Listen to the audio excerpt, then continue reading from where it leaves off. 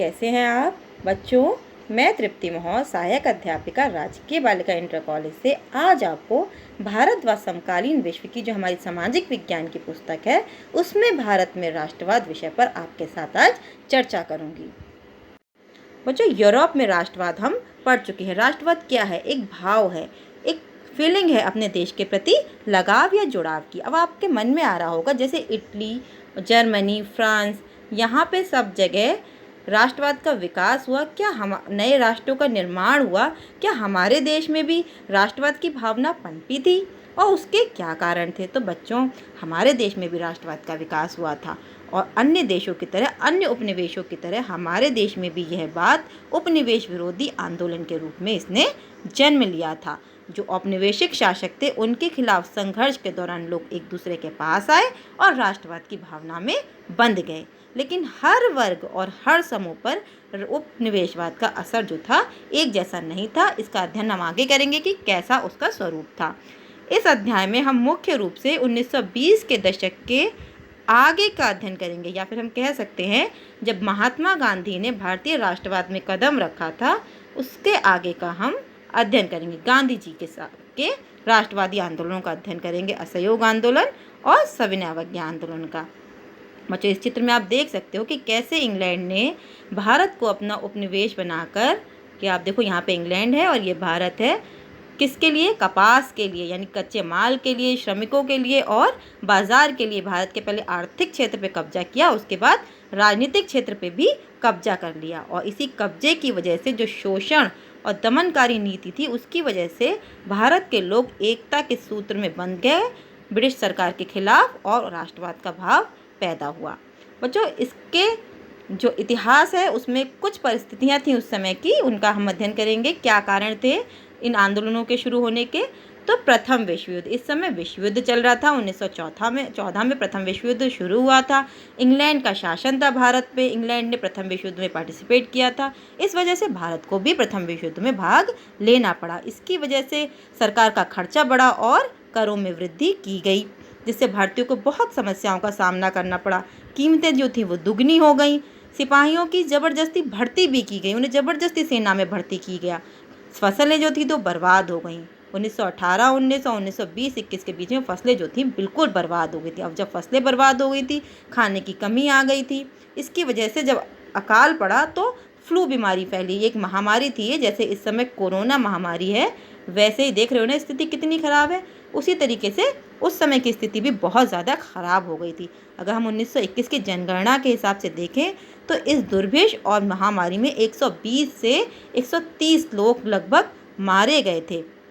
अच्छा, लोगों को ये उम्मीद थी कि लोगों ने इस उम्मीद के साथ प्रथम विश्व युद्ध में भाग लिया था कि इस युद्ध के बाद हमारी जो समस्याएं हैं कम हो जाएंगी, लेकिन ऐसा कुछ हुआ नहीं। इसी समय भारतीय राजनीति में, भारतीय राष्ट्रवाद में एक नए व्यक्ति का आगमन हुआ। उन्होंने राष्ट्रवाद को एक नया ही रूप दिया। वो कौन थे? महात्मा गांधी, हमारे राष्ट्रपिता। उन्होंने राष्ट्रवाद को एक नया ही रूप प्रदान किया, एक नई ही दिशा प्रदान करी। वो सत्याग्रह द्वारा, सत्य की शक्ति द्वारा ही आंदोलन चलाना चाहते थे। सत्याग्रह मतलब सत्य द्वारा आग्रह करके। महात्मा गांधी जी जो थे वो 1915 में भारत आए थे। इससे पहले वो दक्षिण अफ्रीका में थे। वहाँ पे भी उन्होंने जन आंदोलन चलाया था नस्लवेदी सरकार के खिलाफ। भारत में आने के बाद भी उन्होंने पहले छोटे छोटे सत्याग्रह आंदोलन चलाए और बाद में बड़े आंदोलन चलाए थे। ये आप देख सकते हो, अफ्रीका की ये एक तस्वीर है। वहाँ पे देखो बच्चों कैसे कितना सारे लोग, कितना बड़ा जन समूह गांधी जी के साथ था और वहाँ की सरकार को भी उन्होंने झुका दिया था। उनका मानना था कि यदि आपका उद्देश्य सच्चा है तो आपको किसी प्रकार की हिंसा की आवश्यकता नहीं है, कोई हिंसा करने की ज़रूरत नहीं है। अगर आपका उद्देश्य सही है तो आप अहिंसा द्वारा, सत्य द्वारा भी अपने उद्देश्य की प्राप्ति कर सकते हो। उनके जो प्रारंभिक सत्याग्रह आंदोलन थे वो कौन कौन से थे? 1917 में उन्होंने चंपारण जो इलाका है बिहार का, वहाँ की बागान व्यवस्था, टैक्स जो थे उसके खिलाफ किसानों को संघर्ष के लिए प्रेरित किया था। 1917 में उन्होंने खेड़ा जिले के किसानों को भी सत्याग्रह के लिए प्रेरित किया था, ये भी किसानों आंदोलन था। 1918 में महात्मा गांधी जी ने गुजरात के अहमदाबाद के जो सूती कपड़े के कारखाना के मजदूर थे उनको भी सत्याग्रह चलाने के लिए प्रेरित किया था। बच्चों, इस मानचित्र में हम देखेंगे जिससे ये बात हमारे मस्तिष्क पे अमिट हो जाएगी और भरने को भी आती है। ये खेड़ा जगह है, ये गुजरात आप देख रहे हो, भारत का नक्शा है, इसमें ये गुजरात है, ये बिंदु आप देखो, ये खेड़ा है, यहाँ पे उन्होंने किसान आंदोलन चलाया था। और अहमदाबाद में ये जो जगह है, पॉइंट आप देखो, हाँ ये जो लाइन जा रही है, यहाँ पे उन्होंने जो कॉटन मिल लिखा है ना, कॉटन मिल वर्कर, उनके लिए भी आंदोलन चलाया था सत्याग्रह द्वारा। और ये बिहार इलाका है, यहाँ के ये जो चंपारण जगह है, यहाँ पे उन्होंने आंदोलन, सत्याग्रह आंदोलन के लिए प्रेरित किया था। आप थोड़ा सा लार्ज करके भी हम देख लेंगे, खेड़ा, खेड़ा, अहमदाबाद और चंपारण। बच्चों गांधी जी ने मुख्य रूप से 3 आंदोलन चलाए थे, बड़े बड़े जो आंदोलन थे। एक पहला असहयोग आंदोलन, दूसरा सविनय अवज्ञा आंदोलन और तीसरा भारत छोड़ो आंदोलन। तो अब हम देखेंगे कि क्या एकदम से शुरू हो गए? नहीं, क्या कारण थे, सरकार की ऐसी कौन सी नीतियाँ थी जिसकी वजह से ये आंदोलन शुरू हुए। तो अभी हम देखेंगे असहयोग आंदोलन किस वजह से शुरू हुआ। तो बच्चों एक एक्ट आया था इस समय जिसका नाम था रॉलेट एक्ट। ये क्या एक्ट था? ये एक तरीके से पूरी तरीके से जो भारत की जो सत्याग्रह चल रहा था या फिर जो ब्रिटिश सरकार के खिलाफ लोगों का आंदोलन चल रहा था उसको दबाने के लिए था। एक कानून बनाया था जिसके तहत जो राजनीतिक गतिविधियों में जो लोग काम कर रहे थे उन्हें 2 साल के लिए बिना कोई मुकदमा चलाए जेल में बंद करने का अधिकार जो था वो सरकार को मिल गया था। तो गांधी जी ने इसके खिलाफ एक रॉलेट सत्याग्रह चलाया और 6 अप्रैल 1919 को पूरे देश में ये रॉलेट सत्याग्रह चलाया गया। हालांकि अभी इस कुछ ही जगह फैला था। इसके विरोध में लोगों ने जुलूस निकाले, अपनी दुकानें बंद कर दी, हड़ताल पे चले गए। अमृतसर में जो पंजाब में है, बहुत सारे नेताओं को गिरफ्तार कर लिया। गांधी जी का भी दिल्ली में प्रवेश करने पे बंद लगा दिया गया कि अब वो दिल्ली नहीं जा सकते। 10 अप्रैल को पुलिस ने अमृतसर में जो शांतिपूर्वक लोग जुलूस निकाल रहे थे उन पर क्या करी?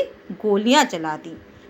बच्चों एक जगह है जलियांवाला बाग जो कि अमृतसर में, जलियांवाला हत्याकांड ये बहुत ज़्यादा एक भारत के इतिहास में एक रक्त रंजित दिन कह सकते हैं था, जिसमें बहुत सारे भारतीय बिना किसी कारण के मारे गए थे। पूरे शहर में रॉलेट सत्याग्रह के चक्कर में मार्शल लॉ लगा दिया और उसकी कमान जनरल डायर के हाथों में दे दी गई थी। 13 अप्रैल 1919 को जो जलियांवाला बाग है, बैसाखी का मेला था। उस दिन बहुत सारे लोग मेला देखने के लिए जलियांवाला बाग में इकट्ठे हुए थे।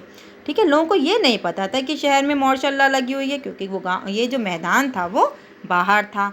अच्छा, सरकार ने क्या किया? उन्होंने नए लोगों को सूचना दी ठीक से कि इस समय मार्शल लॉ लगी हुई है। जलियांवाले मैदान जो था उसमें घुस गए, रास्तों को बंद कर दिया और भीड़ पे अंधाधुंध गोलियां चलानी शुरू कर दी। इसमें सैकड़ों लोग मारे गए थे। ठीक है, उनका मकसद क्या था? उनका मकसद सिर्फ यह था कि भारतीयों पर डर कायम हो ताकि भारतीय आगे चल के उनका विरोध ना करें, क्योंकि सरकार का यही मकसद था। वरना सरकार तो एक अनाउंसमेंट करती और लोगों को वहाँ से भगा देती, हटा सकती थी। तो लेकिन फिर क्या हुआ? लोगों को बहुत गुस्सा आया। लोगों ने क्या किया? जो सरकारी इमारतें थीं उन पर हमला करना शुरू कर दिया। और जब हिंसा हुई, गांधी जी हिंसा को बिल्कुल बर्दाश्त नहीं कर सकते थे, इसलिए उन्होंने क्या किया? अपना ये आंदोलन जो था वो सत्याग्रह वो वापस ले लिया। अब इस चित्र में तुम लोग देख सकते हो जलियांवाला बाग हत्याकांड। ये जनरल डायर है, ये कैसे अपनी सेना के साथ में भारतीयों को कुचलने के लिए जलियांवाला बाग में इसने प्रवेश किया। लोग शांतिपूर्वक सभा कर रहे थे। इस चित्र में देखो उसने क्या करा? अंधाधुंध गोलियां चलाने का आदेश दे दिया जिसमें सैकड़ों लोग मारे गए। अब गांधी जी को लगा कि अभी और अच्छे से एक और लोगों को इकट्ठा करना चाहिए, तब एक बड़ा देशव्यापी आंदोलन शुरू करना चाहिए। तो उन्होंने क्या किया? उन्होंने ये जो हमारा सत्याग्रह आंदोलन था ये केवल शहरों और कस्बों तक सीमित था। महात्मा गांधी इसे और भी बड़ा जनाधार वाला आंदोलन खड़ा करना चाहते थे। इसके लिए उन्हें क्या रास्ता अपनाया? उन्होंने कहा हिंदुओं और मुस्लिमों को एक करते हैं। कैसे करते हैं एक? जो इस समय क्या था, ऑटोमन जो तुर्की था वो प्रथम विश्व युद्ध में हार चुका था और अब ऐसा लगा था कि जो आध्यात्मिक नेता है खलीफा, उन पर बहुत ही एक जो सख्त संधि थोपी जाएगी। तो इसका विरोध कर रहे थे जो मुस्लिम थे, वो पूरे विश्व में ब्रिटिश सरकार का विरोध कर रहे थे। तो गांधी जी को लगा कि अगर हम भी खिलाफत आंदोलन में, हिंदू भी खिलाफत आंदोलन में मुस्लिमों का साथ देंगे तो मुस्लिम तो पहले ही भड़के हुए हैं ब्रिटिश के खिलाफ, तो ये दोनों हिंदू मुस्लिम मिल के ब्रिटिश सरकार के खिलाफ आंदोलन चलाएंगे तो ब्रिटिश सरकार को गिराया जा सकता है, उसे हटाया जा सकता है। तो गांधी जी ने मोहम्मद अली और शौकत अली जो नेता थे उनके साथ इस पे संयुक्त कार्रवाई की चर्चा की कि खिलाफत के साथ में एक आंदोलन शुरू किया जाएगा जिसका नाम था असहयोग आंदोलन। तो आपको पता चल गया होगा कि असहयोग आंदोलन कैसे शुरू हुआ, उसके पृष्ठभूमि के में क्या कारण थे। तो 1920 के जो कलकत्ता अधिवेशन था उसमें महात्मा गांधी जी ने और दूसरे नेताओं को भी इस बात पर राजी कर लिया कि खिलाफत आंदोलन के समर्थन में स्वराज के लिए असहयोग आंदोलन भी शुरू किया जाएगा। मतलब खिलाफत आंदोलन और असहयोग आंदोलन दोनों एक साथ शुरू किए जाएंगे। जो हम मानचित्र में अमृतसर भी देख लेते हैं और 1920 का जो हमारा अधिवेशन हुआ था कलकत्ता का वो भी हम देख लेते हैं। 1920 में अमृतसर में ये जगह है जलियांवाला बाग, यहाँ पे जलियांवाला बाग हत्याकांड हुआ था। और ये जो कलकत्ता है यहाँ पे